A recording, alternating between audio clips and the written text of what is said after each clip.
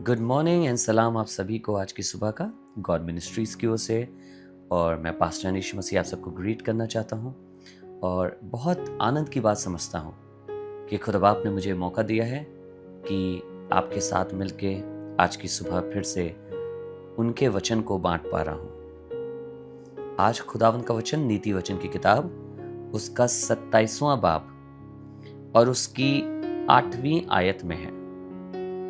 नीति वचन 27:8 यहां कुछ इस तरह से लिखा है, स्थान छोड़कर घूमने वाला मनुष्य उस चिड़िया के समान है जो घोंसला छोड़कर उड़ती फिरती है।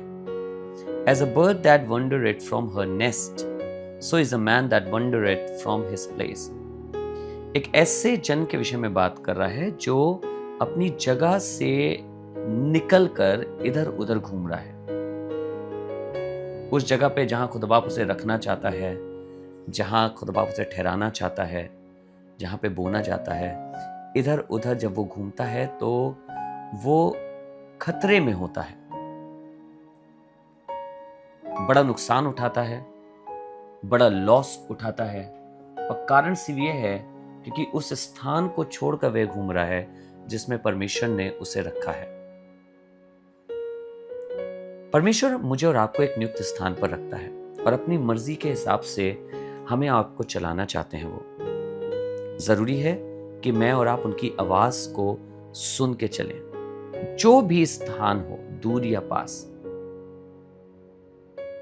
इसका अर्थ ये नहीं है कि जब खुदा बाप आपसे कहे कुछ करने के लिए या आपसे मूव करने के लिए या कुछ बोले कि आगे बढ़ने के लिए तो आप उसमें ना करें, क्योंकि आप ये सोचें कि नहीं, मुझे यहां से नहीं बढ़ना है, खुदा का कलाम मुझे कहता है। हमें जो सीखना है वो ये कि खुदा का कलाम ये कह रहा है कि जहां पर खुदा आपको रखे, वो आपको यहां रख सकता है या कहीं और रख सकता है। बहुत दिन तक उसने एलिया को कौओं से खाना खिलाया, पर जब वो स्थान और ज्यादा फेवरेबल और ज्यादा सुरक्षित उसके लिए नहीं बचा तो उसने उसको उठा के कहीं और भेज दिया। उसने अपने कलाम में अपने लोगों से ये भी कहा कि इसी देश में बसा रहे और मैं तुझे बरकत दूंगा। पर उसके कलाम में ये भी लिखा है कि उसने अब्राहम से कहा कि अपने घर को छोड़कर, अपने पिता के घर को छोड़कर, अपने लोगों को छोड़कर उस देश को जा जो मैं तुझे देने पर हूं। मुझे और आपको ये जानना है कि जब खुदा का कलाम ऐसे बात करता है तो वो बात करता है कि मैं और आप उसकी मर्जी में रहना सीखें।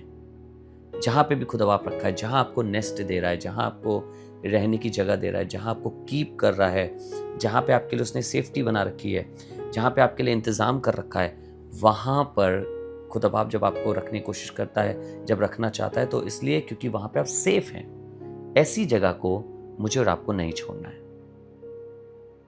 मैं विश्वास करता हूं आज ये वचन किसी ना किसी के लिए बड़ा कार्यकारी होगा, विश्वास का वचन होगा और सीख का वचन होगा। आइए दुआ करें।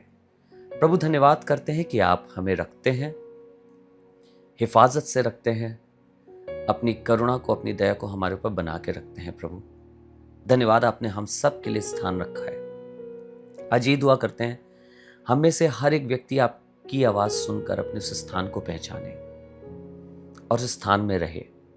जहां कहीं प्रभु आपकी मर्जी हो वो हमारा स्थान हो, जहां कहीं आपकी विल हो वो हमारा स्थान हो। हमारी इच्छा नहीं, हमारे शौक नहीं प्रभु, हमारी चीजें नहीं, पर जहां आप चाहते हो वो हमारा स्थान हो, वो हमारा घोंसला, ताकि हम महफूज रहें और सेफ रहें। हम आपके वचन के लिए प्रभु, आपके कलाम के लिए आपका बहुत धन्यवाद करते हैं प्रभु यीशु मसीह नासरी के नाम से, आमीन, आमीन।